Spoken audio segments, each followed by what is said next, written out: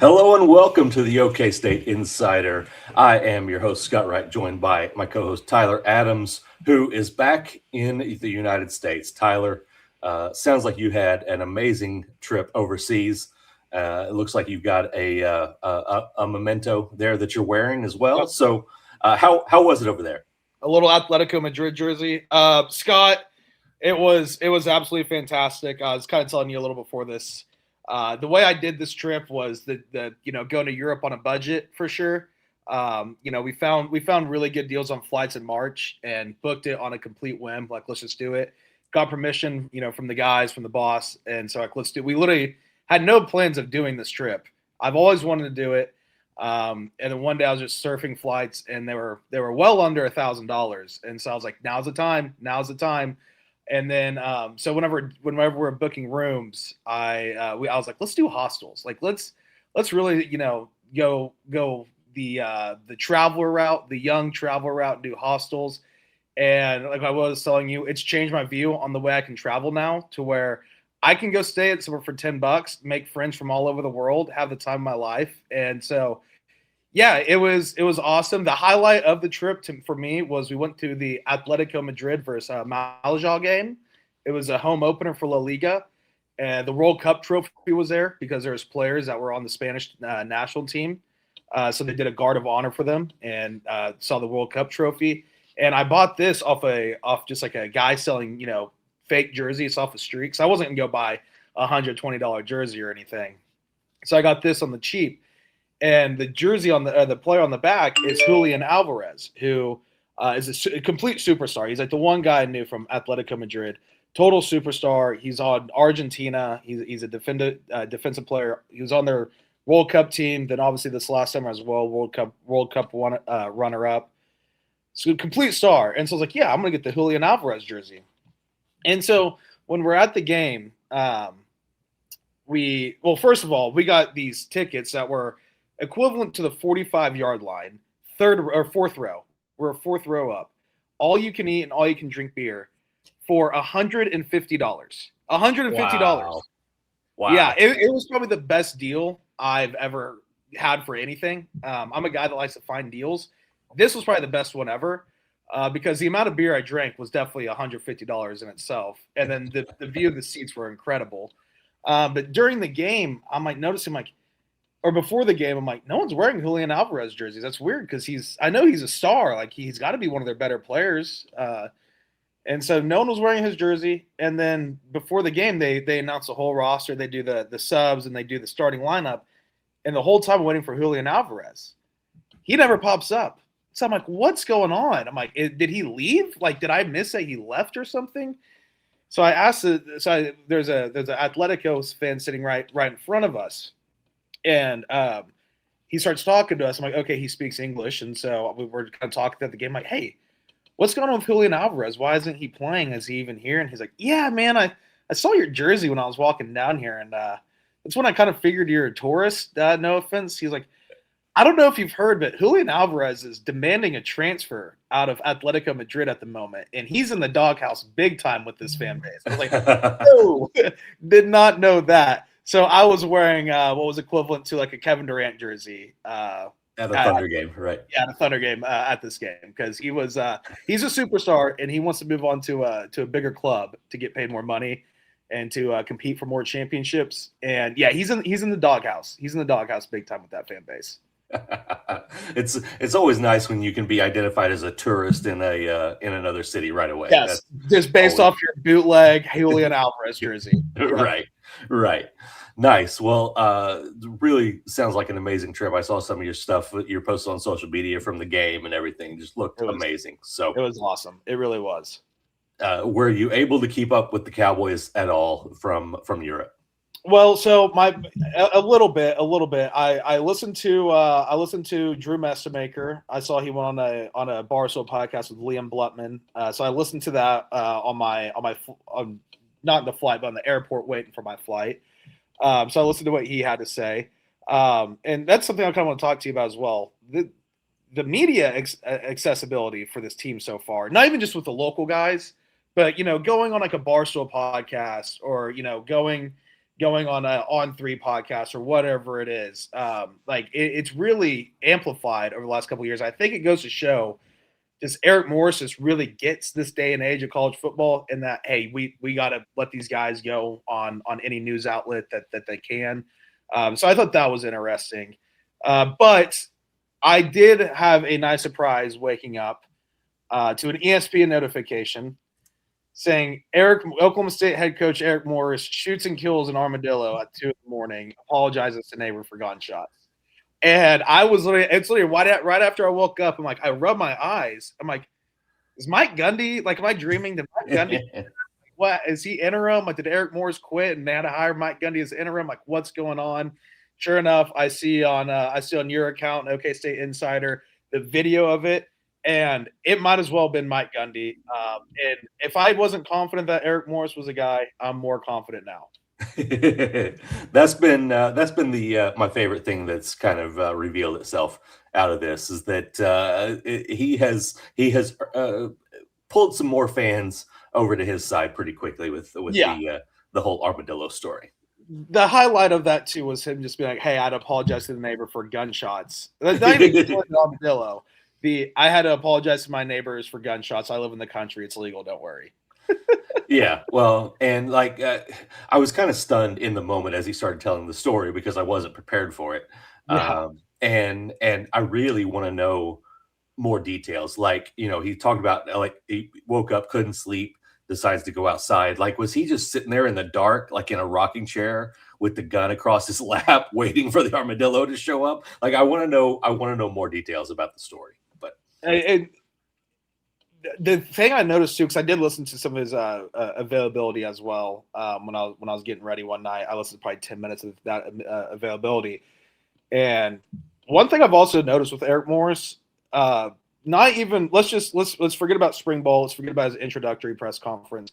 Just from practice 1 to now, in this 2-3 week span, whatever it's been, since the Cowboys started practice, he's very comfortable in front of the media now. He's very comfortable talking to all you guys, answering the questions. And we've talked about he seems very open and honest. And obviously there's a degree to that because no college football coach is completely open and honest about what's going on. So he seems very, very confident. Have you noticed that as well? Just like it feels like that he's like, okay, we're in this. We haven't played a game yet, but I've been here for 7 months now, 8 months now, whatever it's been. I'm the head coach of Oklahoma State, and you can kind of feel the confidence from him himself. Yeah, absolutely. And I think there was probably a little bit of a shock in going from the amount of media that covered North Texas to the amount of media that he's facing at Oklahoma State.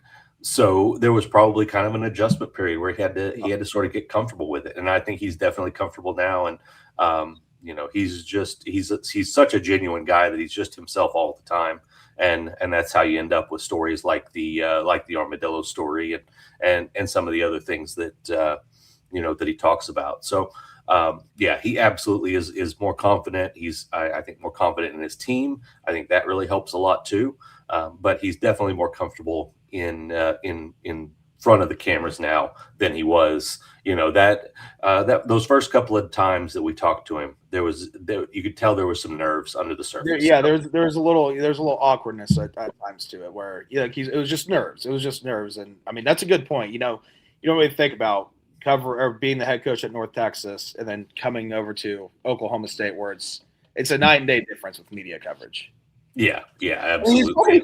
He was probably a little intimidated at first, probably thinking like, that the media was going to be like, he's like the New York Yankees or something where they're just trying to get you at every given turn. Now he's probably like, no, right. Wait, Scott's a good guy. Scott's a good guy. Unless I give him something, he's not going to just come after me for some crazy stuff.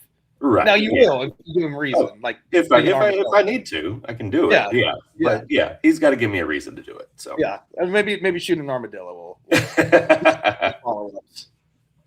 Yeah, no, it's been wildly entertaining. We get to talk to him 2 more times before the season starts, including we're recording this on Monday morning. About 24 hours from now, I'll be talking to him again and get some insight about the scrimmage that happened on Saturday. They really kind of clamped down on the amount of people that were in which has clamped down on the amount of information that's gotten out about that scrimmage. So it's been interesting. I was able to dig up a little bit and throw a few names out on GoPokes.com with some information over there of some guys that looked good, some receivers that had a good day, a couple of defensive linemen that stood out. So some good stuff over there. And but yeah, it's going to be interesting to see kind of where he's at right now with the depth chart, trying to get that settled, all those sorts of things that he's trying to get ironed out right now, particularly the offensive line. We've talked a lot about that in the past. Backup running back, I think, has been a big focus here lately for them, trying to figure out what the rotation behind Caleb Hawkins is going to look like. You've got a lot of options at receiver, got to figure out who those guys are, how you're going to rotate in the secondary, all those things that remain big questions for this team as they try to figure out what exactly this team is going to look like. Tyler, what's been kind of the vibe from your side as you've watched this preseason go on? Has it made you more confident, less confident, about the same? Has it changed as we've learned more about this team? I would definitely say more confident. Now, obviously, I haven't been up to a practice yet, and I've been out of the loop completely from all sports for 2 weeks now. So I definitely say more confident, and this is the part, Scott, where I really I've really had to adjust, especially now doing this and being on the radio and everything, where I really do have to separate my orange colored glasses and just be like, okay, you can't listen. Of course, a coach is going to make you confident. Like I was confident in Oklahoma State last year because of what Mike Gundy was saying. I was like, this team's 6-6 at least, going into it. And so you really have to kind of take a step back. Like, all right, coach is saying all this, but you get the sense from Eric Morris where it's a lot more genuine. Not saying Mike Gundy wasn't genuine. I'm speaking from all coaches, all sports, all levels when they're talking about a team. Eric Morris does seem very genuine in what he's talking about.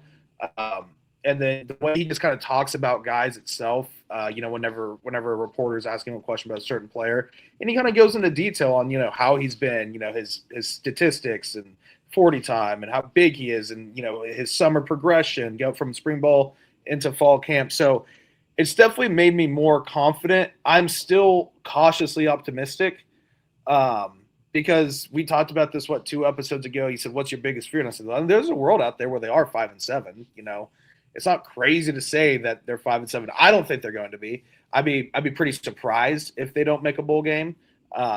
But there is a world where that is the case. I mean, we can't forget that this program went down the hill pretty far over the last 2 years. And I know it's a new day and age with the transfer portal and everything, to where it's not a 1-11 team where you're retaining the roster. No, you completely overhauled the roster, but you are behind the 8 ball with NIL. You were behind the 8 ball with so many things, just the way the program has gone the last 2 or 3 years in this giant transition to college football. So I still have a lot of cautious in me, but my optimism level from a month ago to now is definitely we're going to talk over unders here in a second. I would definitely say I'm a game higher than what I was, maybe even 2 games higher than what I was win wise. So I'm more confident. I'm definitely more confident. You mentioned, not getting lured in by the way coaches talk. And with the defensive line, the defensive tackles, and the run defense in particular, that's where I'm trying to be, not get pulled in too much, because you listen to Skylar Cassidy talk about what he's got on the defensive line and on the interior of the defensive line in particular. And you can get lured in right there because he's really excited about what he's got there. Now it might be, it might be a lot of coach speak, and we're going to learn something different. But he feels like he's got significant depth at that position, and that's been one of the big questions about this team throughout the preseason, even going all the way back to spring. But I mentioned that I've written about a couple of defensive linemen. Eni White, the transfer from Penn State, who has moved from defensive end to defensive tackle. He's up over 300 pounds now.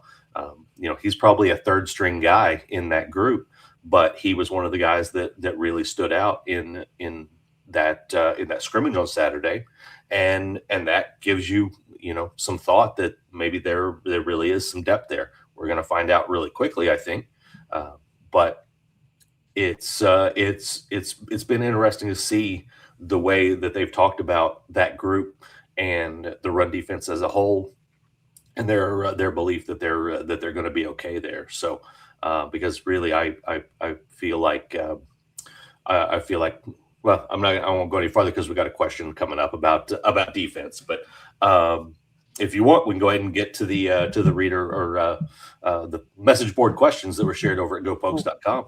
Before we do that, I mean, it's Yeah. the defensive line, and I mean, just the amount of guys that are over 300 pounds on this defensive line. It's not every roster. I mean, we've seen this in Oklahoma State, even when Oklahoma State was having success. Not every roster in the Big 12 has multiple 300-pound interior defensive linemen. A lot of those guys are playing SEC football, playing Big Ten football. There's not guys that are just really good players over 300 pounds that are, and when you have multiple of them as well, they're just walking around the Big 12 conference. So, I mean, obviously, size can only get you so far. You have to be able to perform, but that is room for optimism that, hey, there's some big boys on this defensive line, and that can help the run defense significantly as long as they can play. And a guy like, was it Malik Charles or Deshaun Brown, the one he was talking about is going to play outside and inside? I can't remember. Malik Charles, yeah. Malik Charles, yes.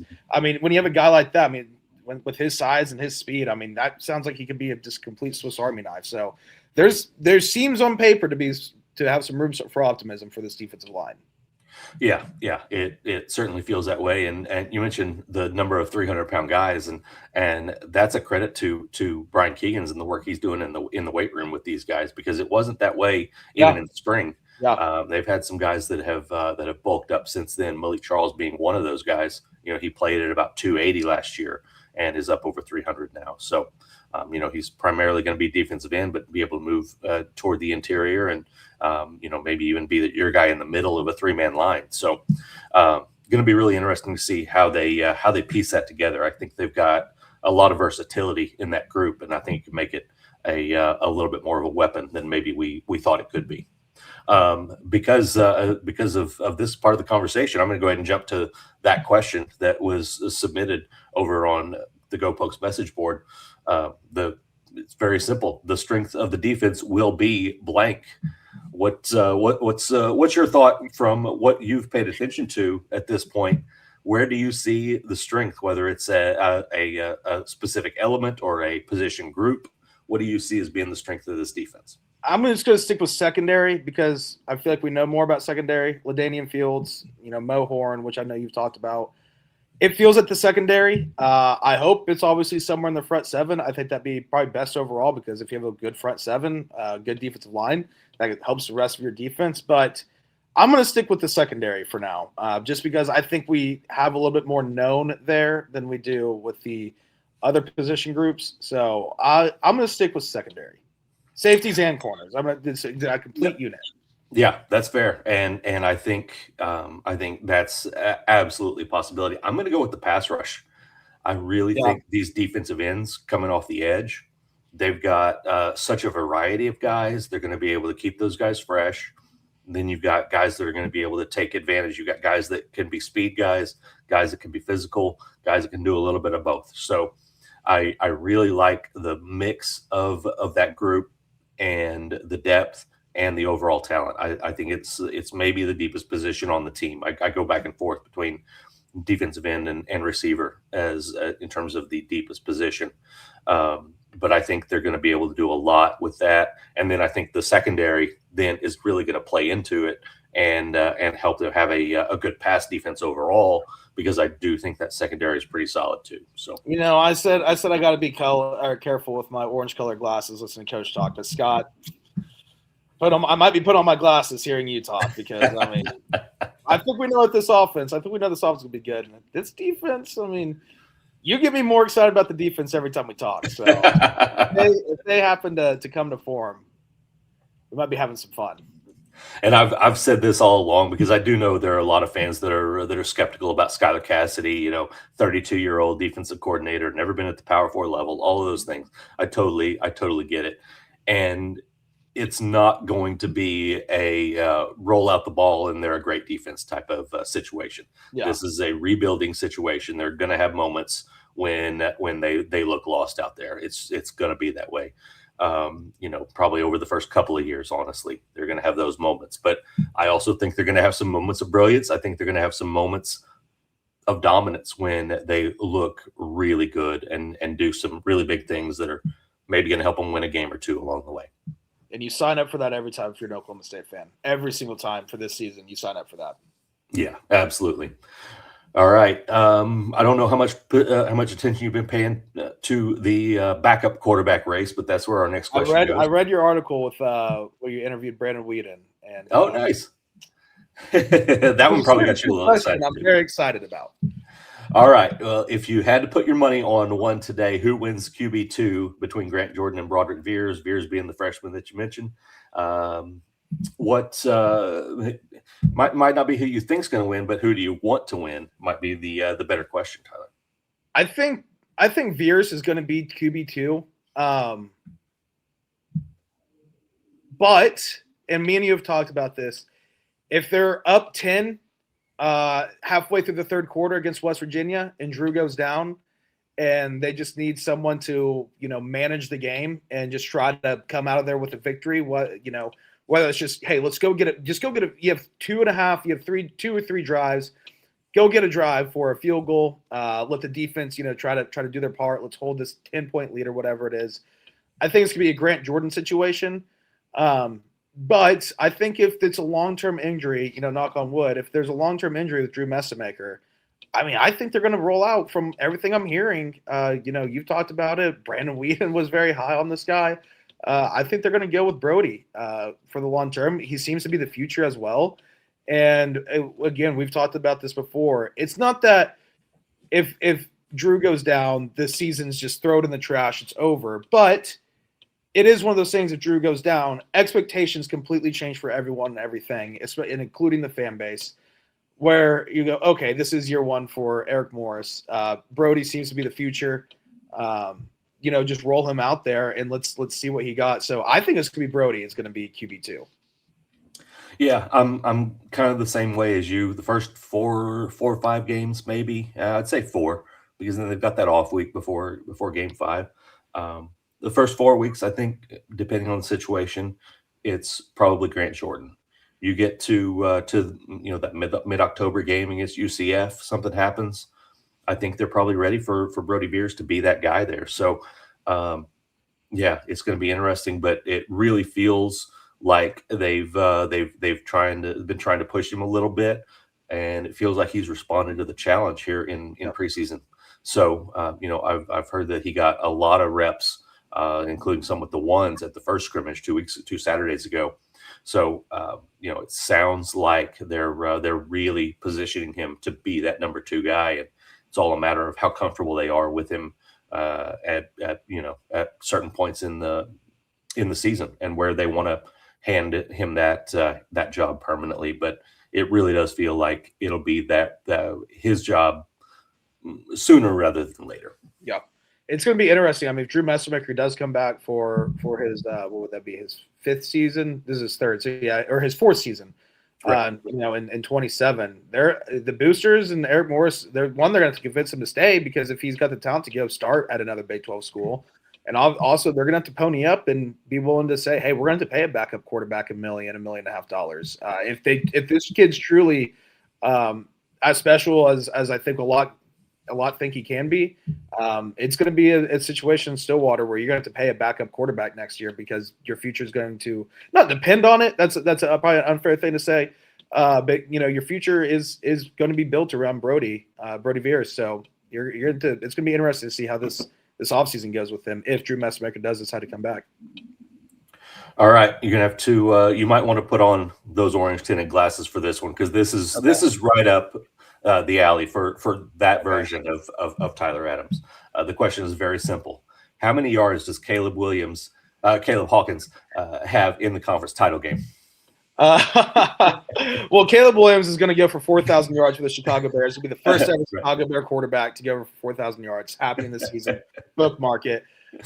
Ooh, Scott, man, it's funny because I've been thinking about doing like a weekend trip to Chicago to see the Bears at some point if scheduling works out. And I was looking at one for a conference championship weekend. And I was like, well, shouldn't take that risk. Shouldn't take that risk. Just because, hopefully the Pokes are in there. So I did keep that weekend free. They're going to be playing Texas Tech. So Texas Tech has a elite, not just good, they have an elite front seven. So I'll say he goes for 95 yards, but Drew Messamaker goes for about 275 himself. Okay. Yeah. All right. I like that. I went ahead and made a prediction on this one just so I was on the record for having made one if the time comes, and make sure I get my numbers right. I said 18 carries, 84 yards and a touchdown. 84 yards. Okay. All right. Yeah. If they're playing Texas Tech, you take that. You take that. Right. Yeah. Yeah, I think so. Absolutely. In that situation, knowing you're going to be throwing the ball a ton, I think that's a good day. All right. I think we're ready to jump into the 6-shooter. Yes. So let's get right into it. The first three. This one. The first three always about football. So we start with number one. It's over-unders, as you mentioned earlier. We're doing over-unders today.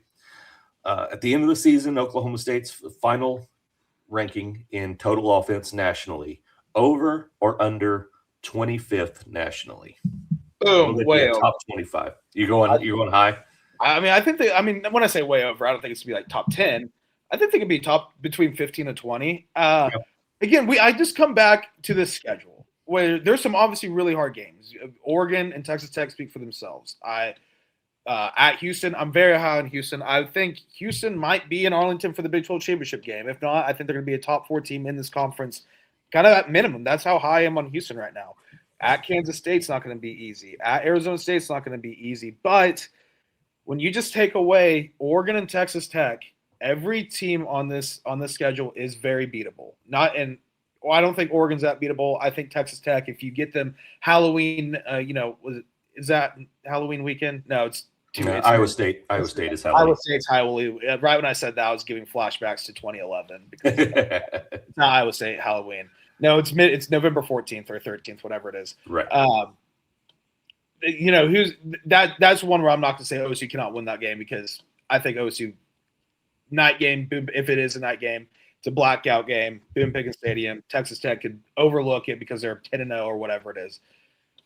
But you look at 10 games on this schedule, and 8 of the 10 are teams that you're like, yeah, they're not great. They're not fantastic. They're good. There's some also really bad teams on there. I don't think Colorado's good. I don't think Iowa State's good. I don't think UCF's good. I don't think Kansas is good. I think those are teams where this offense is going to put up some big time numbers, scoring mid-40s, low 50s, maybe even more. I think that they're going to put up some absolute numbers against some of these teams in the Big 12. So I think they're going to finish in the 15 to 20 range. I really do. All right, I'm going to join you on that. I'm going there as well. I debated going like 12 to see, for the over/under mark, to see if you would go that high. But it sounds like you and I are about. I could be talked into it. Yeah, you better believe. Yeah, no, I'm with you there. I do think they're a top 25 offense, but I'm not ready to say they're top 10. So I'm right there with you. All right, over to the defensive side of the ball, national ranking, over or under 75th. Will they be a top 75 defense? I'm going to say yeah. Think so? I mean, a month ago I wouldn't have said yeah, but the way you just talked about the pass rush and the depth, what we just talked about with 300-pounders on this defensive line, I think they're solid at linebacker. I don't know if they're great at linebacker. I think they're very solid, which is, it could be enough. I think the secondary has some really good players. I think LaDainian Fields is a future NFL guy. I think Mo Horn is going to take a big-time advantage of this season he has in Stillwater coming from Texas Tech.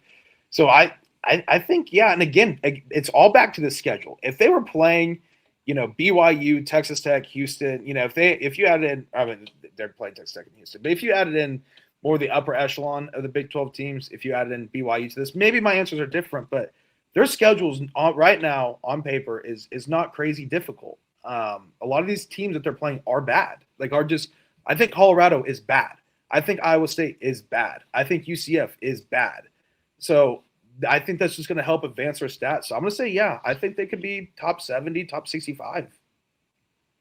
I'm right there on the border. That's why I picked this number where I did, and this might be me trying to balance out my expectations. I'm going to go under on this one.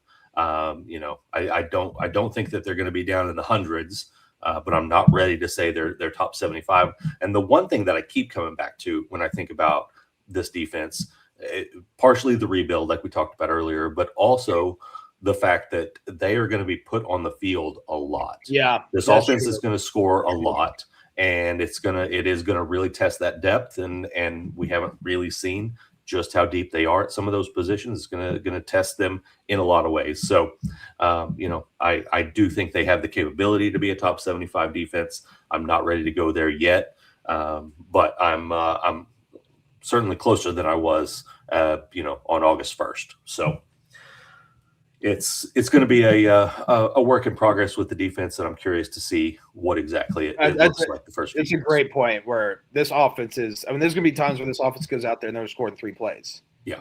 And the defense is going to play 20 out of 23 plays or something. So they're Right. it's going to, that's a good point. That's a good point that my orange colored glasses didn't think about.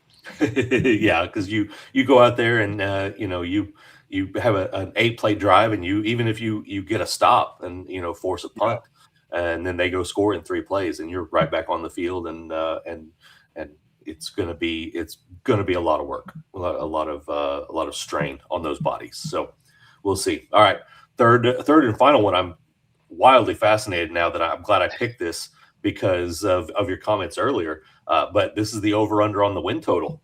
7.5 is the number that I went with. I think you can go to Vegas and maybe still get it at 5.5. It's at some sports books. I think most of them are at 6.5. I went up to 7.5 because I know kind of where you fall, or I knew where you fell before this. But now I'm really curious to see what your response to this question is. I want to say under. I want to say 7-5. That seems like the rational, reasonable way to go about this. But I just said they're going to have a top, 20 defense or 20 offense in the country and a top 75 defense in the country. So I guess I got to say over now. I guess I got to say over. I'm not going to push it past 8-4. I think 9-3. I think it's possible. Oh,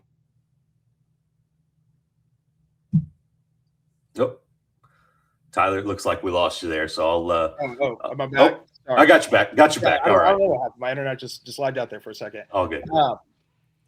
What I was saying was, I think I'm going to say over. I'm not going to go to 9-3 yet. I'm not going to do that. But I do think 8-4 is on the table. Let's just say for the fun of the game, you got Oregon lost, Texas Tech lost, Houston lost. And then all you have to do, in my opinion, because like I said, I think there's some bad teams on the schedule. You have Kansas State, Arizona State, West Virginia. You have to go 2-1 in those games, and that's 8-4. Yep. Yeah. Because I think the rest of these teams on their schedule are very, very, very, very beatable. Yeah. Those road games are the thing that holds me back the most right there. For sure. If at least one more of those was at home, it would make me feel a little bit different about it. I'm sticking with the under for now. I do think they're a 6 or a 7 win team. I would probably put my money on. If I had set the number at 6.5, I probably would have been willing to go over. Yeah. But I'm sticking with it. I think this is a 7 win team, and OKC Dave's fan survey results came out while you were gone. So I'm sure you. I gotta go. I gotta go find that. That's my favorite thing of the year. Oh, absolutely. So you'll have to go peruse all of it. But I'm gonna go right after this.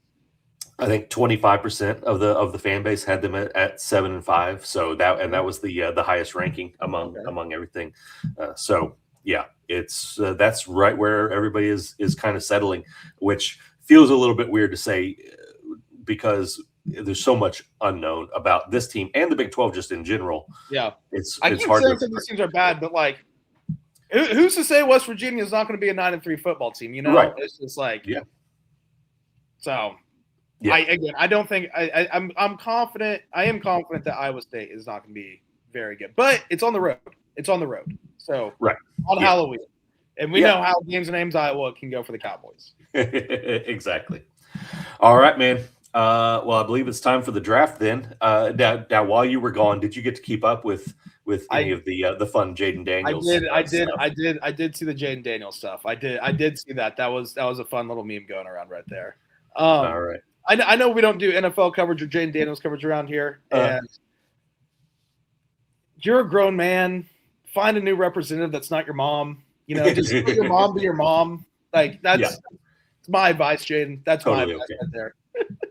Yeah, but obviously all the stuff about his jersey number was wildly entertaining. I thought I don't feel one way or another about him as a player. I tend to enjoy him as a player. This was just a weird deal, but it inspired the draft this week. So our draft is our favorite number 5s. Anybody that's ever worn number 5 in their career, any player, anywhere, Oklahoma State or not. Everybody is fair game. We're drafting our favorite number 5s, and Tyler, you get to have the first pick. So weirdly, Scott, and there's a lot of great players that have worn the number 5. Not as many as I thought there'd be. I was going through lists of like the 10 greatest athletes to wear number 5. I'm like, for a top, a single digit number, the most popular number in sports seem to be single digit numbers. Not the biggest selection in the world. So some of these did get a little niche. But for my first pick, I'm going to Oklahoma State for my first pick because he was part of my childhood. I was lucky enough to get to meet him one time when I was like 11 or 12 years old. And, meeting an athlete like that is the coolest thing ever.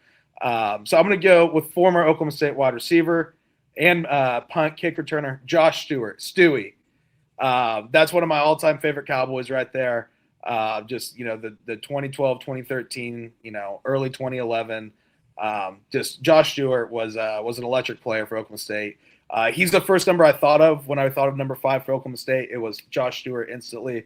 So I got Josh Stewart. Very nice. I like that. I was getting nervous about who it was going to be when you were talking about childhood. I was afraid it was going to be, some guy that I covered not that long ago, but that at least feels long enough ago to have been your child. Yeah. So been a decade and a half. Yeah. All right. Now, for my first pick, I brought some props. I'm not selecting this one, but I did find this as I was looking at some stuff. This is my nephew, Brody, nice. Wearing number 5 on his football card there. But that was a few years ago. He's in high school now. He's a high school sophomore. When you're the sophomore, you don't always get your number. So I don't know. I don't know if he'll get to be number 5 this year. Yeah, so, I got stuck. I got stuck with the number for my sophomore and junior year. I did not like. Mm-hmm. I got to switch senior year. But yeah, it's how it goes. There's seniority with that aspect. Exactly. But I have another prop for my actual first pick. I've got my Johnny Bench bobblehead here. Yeah, the number 5. It is. He's wearing the Binger jersey, but these were some they gave out back when it was actually still the Redhawks at the time. But some bobbleheads that they did for local heroes, and I'm not old enough. I swear I'm not old enough to have seen Johnny Bench play. But I obviously knew who he was growing up, and was always fascinated by him as being an Oklahoma dude that went on and had such an incredible Hall of Fame career. Hey, it's a little side note. I've given you grief on here on the show a couple times. I give the morning guy griefs a lot. Just y'all being older than I am. When I was staying at a hostel, I was there's people. I met anyone from the age 18 to 45 at this hostel, and there's one night we went out to a bar together, and there's a group of 3 18-year-olds. They're all friends from college, and they were calling me Uncle Night. So I've officially crossed the barrier to where I am significantly older than you guys at this point. Like, yeah, I feel like I'm 18 at heart, and I feel like I always will be. But yeah, you guys just got done with your freshman year of college. So I've got to cool back the jokes. I think I got to cool back the jokes a little now. Listen, I still feel like I'm like 5 years older than all the OSU players, and more like 25. Well, it's funny because when I saw it, there was a guy that was 32 there, and he said he'll always be 24 at heart. He's like, I'm still 24, and he's like, I will always be 20. And I was like, that's how I think I am. Like, I think I'm always going to be just like early mid-20s the rest of my life mentally. And I think that's a sentiment for a lot of people where it's like, on the outside, sure. On the inside, no. All right. So my round two. So Thunder Legends just got traded to the Atlanta Hawks. All-time guy, all-time defender. NBA champion, Moonball, Lou Dort, number 5. Had to take it. Definitely the greatest number 5 in Oklahoma City Thunder history. Again, all-time Oklahoma City Thunder great. He was the longest tenured player up until he got traded. He went through, the Chris Paul team, the bubble, through the rebuild to winning a championship, playing a key role in the championship team, all NBA defense that season as well. Just a total OKC legend, Lou Dort. I'll be honest. I almost took him in the first round because I was worried that you would take him. Yeah, he was on my list. That's a great number 2 pick right there. It's fantastic number 2 pick. He was going to be my number 2 pick. So I'm gonna have to shift gears, but I'm gonna stick with the Thunder, and I'm gonna go with Kendrick Perkins. Perk. I was a big fan of Perk, and still am. He gets a little bit weird sometimes now, but still very entertaining, and I really enjoyed his time in Oklahoma City. He changed he changed a lot of the culture of that first iteration of the Thunder. I mean, he came in with that bad boy attitude and said, right, no one's going to bleep with us. So yeah, Perk was on the list, but I had to go Lou Dort. I kind of had you. I was like, all right, if Scott takes Lou, I'm gonna take Perk. So there you go. Standing out there. We had to take Thunder players. We had to. Oh, absolutely, yeah. All right, round 3. Who you going with your last number 5? Okay, so my last pick is sticking with the NBA. This guy, he had the coolest jersey you could have in 2008. When I was 8 years old, having this guy's jersey was the number 1 jersey to have. I'll say the player real quick so I can describe the jersey. Kevin Garnett. If you had the green Celtics jersey with the black lettering in 2008, you were the coolest guy in school. I never got it. Unfortunately, I had to pick between Thunder or Kevin Garnett. Obviously, picked Thunder jersey. But Kevin Garnett and it wasn't necessarily his play or me being a Celtics fan or anything. It's because that jersey was so iconic and so cool. And Kevin Garnett also just like all-time, NBA defensive bad boy. So I had to go with him. Very nice. That was a good one. And like you did, I Googled, the most popular guys to wear number 5. He was number 1 on almost every list. He was up there. That's a solid pick right there. I'm going very niche with my final pick. You can see over my shoulder, I got the old Chicago Tribune cover from when the Cubs won the World Series, the W flag. I'm going with Albert Almora Jr., who wore number 5 on the 2016 Cubs. He had the most underrated play of that World Series Game 7 when he is pinch running for Kyle Schwarber. Chris Bryant hits a long fly ball to center field. He's at first base, tags from first to second, which is 99.9% of the time you do not do. Yeah. He makes that play though, and then that forces them. Then they walk Anthony Rizzo after that, and Ben Zobrist has the hit that drives Almora in for the go-ahead run at the time. They get another run, and then they end up winning it. But I was fascinated with that play. I was standing on my couch. I have to explain. At the time, I lived in an apartment, and I was on the second floor, and I'd been having some trouble with the guy that lived below me, who didn't like that I was getting so loud. And so it was my son who was young at the time. He was 7 years old at the time, and he's a 7-year-old boy, and he was just being a 7-year-old boy. But we had some discussions about it being too loud, especially in the evenings. So I watched the game sitting on my couch so that I wasn't stomping on the floor and those sorts of things. Well, I mean, when it's Game 7 of a World Series, you need to be on the couch anyway, no matter where you really need to be. You need to be standing on the couch. Anyway. Yeah. That's you got to be maybe even outside the room, just peeking one head in, right. Out, those are intense moments. I do want to ask you real quick, because I've been keeping up with the MLB and being a Bears fan and following Bears people on Twitter. They're obviously by virtue Cubs fans, and I'm not a Cubs fan, but just for the goodness of Chicago sports and the vibes going into football, rooting for the Cubs right now and the White Sox and doing the double. Need all the positive we can get going into football season. Is your Cubs delusion getting pretty high as well right now? Because I know a lot of people are like, this could be a fun 10-year reunion. Oh, absolutely. It's with what Pete Crow Armstrong is Oh doing, yeah, some of the trades that they made that look like they're working out right now for pitching. Yeah, it's Bregman's starting to come on. right. Yeah, he's been hitting lately. Yeah, Had a couple of really big ones lately, especially. So yeah, it's and coming off of what was it like 19 to 3 yesterday yeah, or I saw something that. like that. So yeah, I'm floating pretty high right now.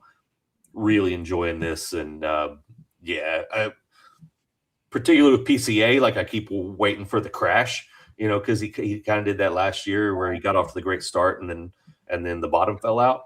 So I'm still bracing for that, and I've been a Cubs fan since the mid '80s, so I know how this goes. But yeah, really really enjoying where this team is right now. I think PCA. Now I know he started off slow this year. Then last year obviously had a little bit of a downfall towards the end. But I think that guy's found his swagger so much. I think he's like in the superstar level right now. He's Yeah, unreal. it really feels that way. And he got through the slump earlier in the year and came back and just has been on a tear. It feels like he has reached that level, and I'm hoping that's for real, because I like the way this team goes whenever he's playing well. Well, the sicko of me is not even the sicko. I don't even know if this one's too sicko, because you'd probably sign up for it right this second. Cubs White Sox World Series would be it would be fantastic. Now I don't think the White Sox are quite to that level, but you never know in baseball. You never know. Yeah, you get to the playoffs, you don't know what can happen. Possible. Yeah, absolutely. All right, man. Well, welcome back to the United States here. Love the Jersey story. I did feel I'm maybe like a little stolen valor yesterday or on Saturday when I was going through customs, and the guy I took my picture and scanned my passport kind of thing, did that scanning of all the stuff they do. And then whenever he was like he's like, "Welcome back home, sir," and I was like, "Thanks." Like it was like that kind of feels like stolen valor, like I just went did something for our country. Right. I was like, no, I just went on vacation, but thanks. Right. It did make me feel good. It did make me feel good. Yeah, exactly. All right, man. Well, we'll wrap it up there. Thanks everybody for joining us here on the OkState Insider Podcast.